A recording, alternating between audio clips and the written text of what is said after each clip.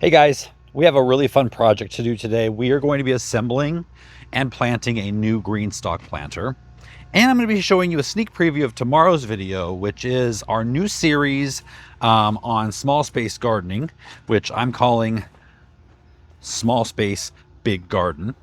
Because you can grow a lot more than you think in a patio or a balcony. That's exactly what we're going to be doing, and I'm going to be using two Greenstalk planters in that area because they take up very little space.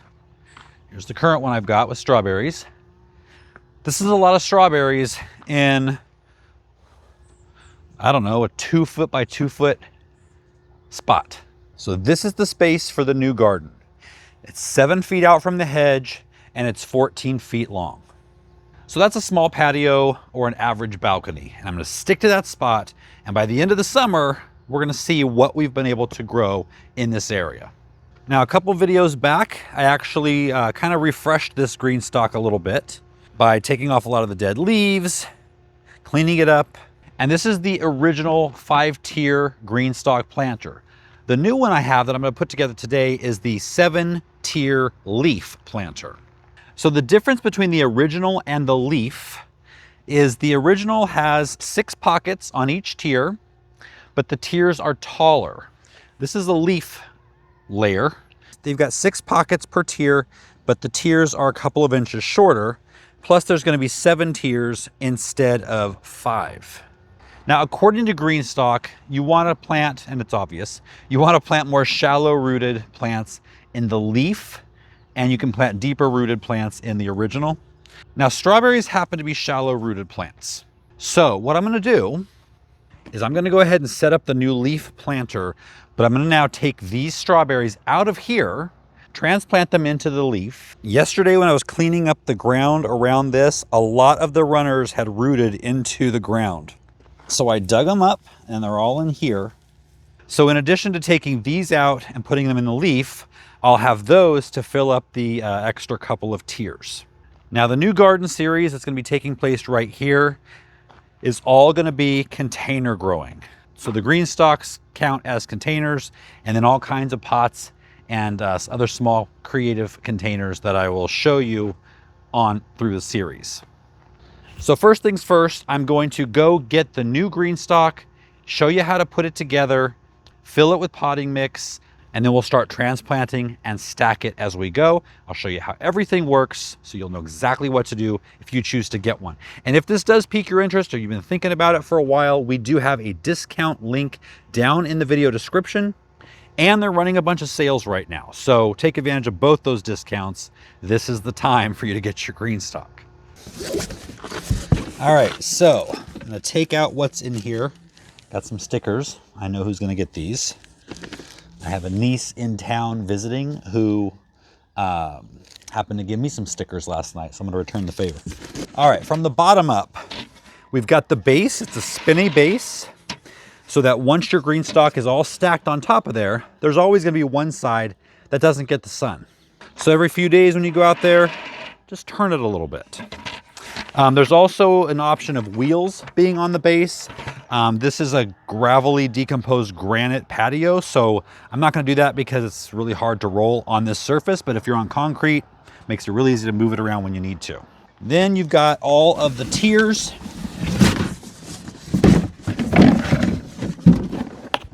There's 7 of them. And then you've got these little basins that go at the top of each tier. The water fills up in here, goes down into the soil, and then the rest of the overflow goes down to the next tier, down to the next tier, all the way to the bottom. Then you've got your water reservoir. This goes on the very top, and this is what fills up with water. And then a lid for that keeps debris out of it because you don't want the holes getting clogged up. So this just keeps the water clean, or the inside clean. And then this hole right here, this is a lid that is for the watering system that you can get with this. Now, I have everything on drip or watering somehow because I'm not great at remembering those things. So you can see that watering system here on this one. And that's just hooked to a timer, and the water goes on, I believe it's like 1 minute, maybe 2 minutes every day. And that's optional as well, but like I said, I can't live without it. So the first thing we're gonna do is take our tiers and fill them up with a good potting mix. Definitely not garden soil. And we're gonna fill each one of these almost to the top. Because the strawberries have root balls on them, we're gonna leave a little bit of space in each pocket area to put those down in. But if you're gonna be planting seeds or small transplants, definitely fill these up to the very top. And just so you know, the Greenstalk comes with instructions, not only instructions, but step-by-step pictures of how to put everything together and what to do with big numbers. Now, the original Greenstalk planter takes 1 cubic foot of high quality potting soil in each level. And this leaf planter that I'm working on actually takes 0.75 cubic feet of potting soil. And you don't have to worry about it going down this center hole because it just falls out the bottom for now. I think what I'm going to do at the same time is start taking apart the other Greenstalk and pulling the strawberries out and planting them just as I go, layer by layer.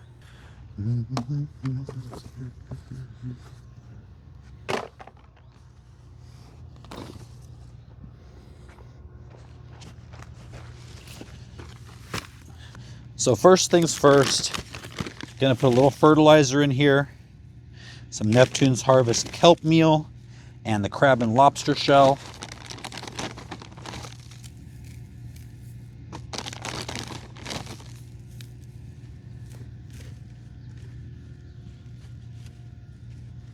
And then we're gonna start digging these plants out of here.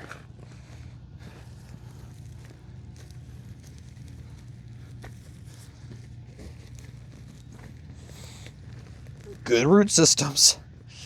Of course, they have been in here for 2 years.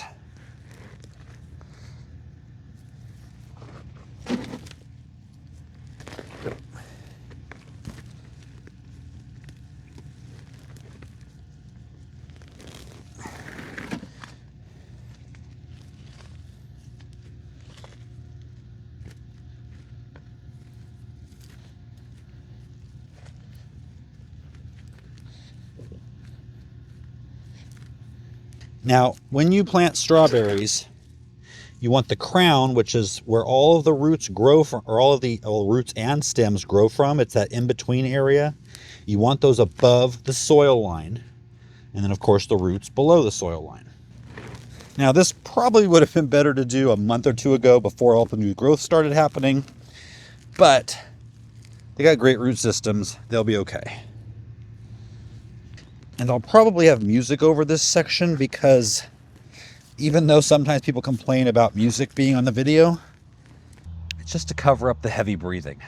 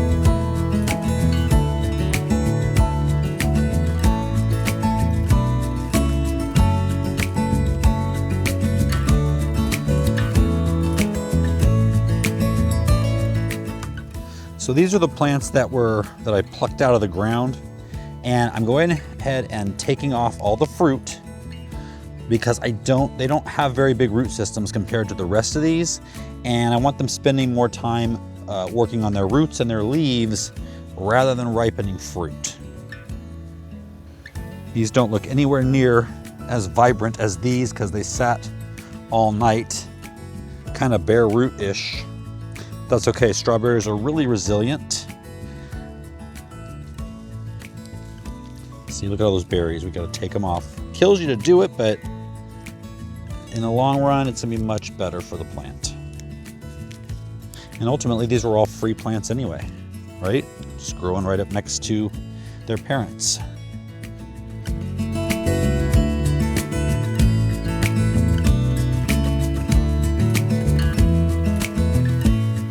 Okay, so now I gotta pick a place. I think what I'm gonna do right now, because I want kind of one at this side of the patio and one at this side of the patio. So since this area over here is clean right now, we're gonna put this one over there. And when I rebuild the one that I took apart, that'll go on this side. All right, so the first thing we're gonna put down is the base, with or without the wheels. I already explained why I'm not using wheels. Now I'm gonna trim this hedge before we get started on this full garden, so there will be more space behind it than it looks like right now. The first one,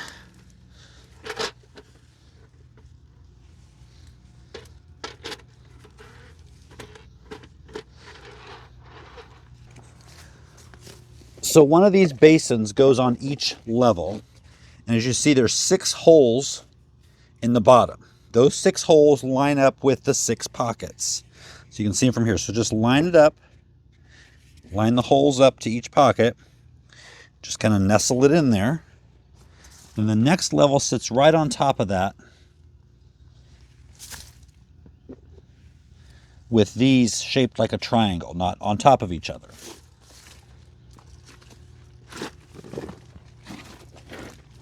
And there's some little feet that you line up, and I'll show you this when we get a little higher and there's a better angle. But you line them up and then just kind of press down on it.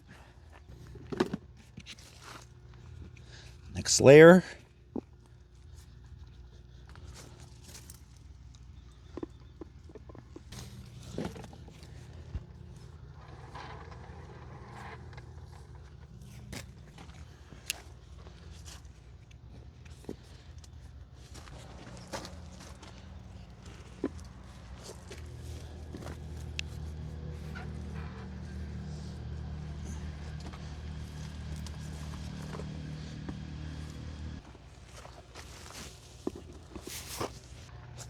All right, you can see right here, these 2 little feet, they gotta be lined up right around that and pushed down all the way around.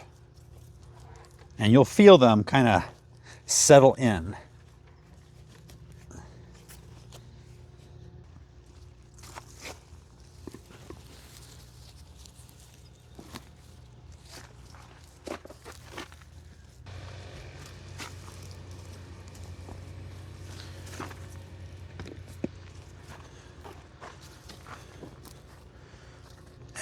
Ultimately, what you want is to see each one almost sitting on the 2 below it. Now, before we add the water basin on top, we're gonna hand water this whole thing to really saturate it first.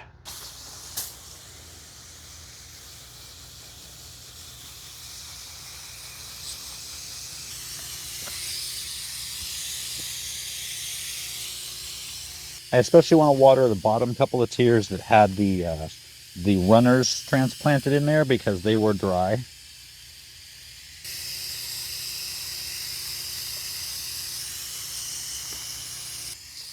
I didn't mention it before, it's imperative that this is installed on a level surface.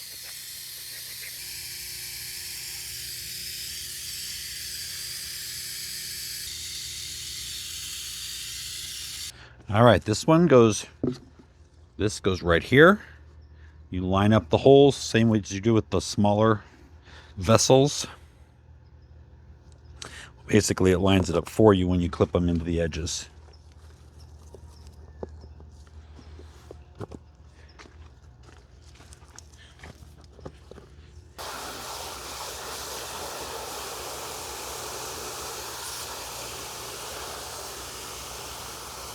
Now, if you don't have the automatic watering system that I'm going to install, this is the way you water it by hand. Fill it all the way up to the top. And it's going to empty out fast. It's delivering the water to all the basins throughout the system. And then the basins are sort of drip systems for each individual tier. Now the watering system goes on with these clips that just clip on every other tier.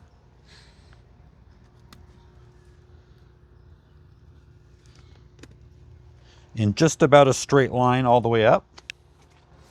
All right, then we have, I'm using the old one because right now I got to clean the other whole system up. So it's the same thing.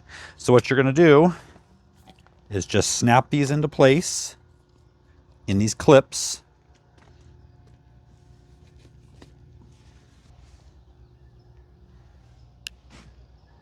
That's it. The water will go on each day and fill that up.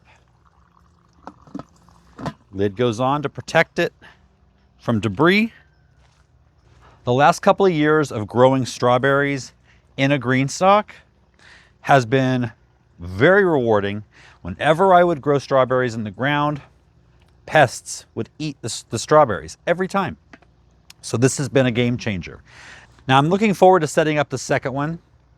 Well, the first one, but the first one cleaned up and put back together, and growing other crops in it, like squash, peppers, tomatoes. That will be a lot of fun. I've never done that before, but I've been assured by everyone who grows in Greenstalks that it's a no-brainer. Now back to strawberries. I'm gonna let these grow as is. They're already starting to put flowers and fruit on. And in another month or so, they're gonna start to send out runners. Runners are new plants that are hooked to the mother plant with the runner or the umbilical cord. Now, up until July, I'm gonna cut all those off. I don't need those. I don't want them sapping energy from the main plant. I want that main plant to produce fruit, not runners. Now, after July, I'm gonna let them grow. And what you can do is you can put those runners or tuck them in here in the soil, just the little crown of the runner, tuck it in the soil, hook it down with a bobby pin or a little rock or whatever you have, landscape staple. And within just a couple of weeks, they will root. And you can pull them up, you'll see the roots, you can sever the umbilical cord or the runner and go and plant them somewhere else. This way you will never run out of strawberries ever again. Let me show you how that's working over here in the raised bed garden. Strawberries were in the bed, and then the runners came out into the path and rooted. But see what I'm saying?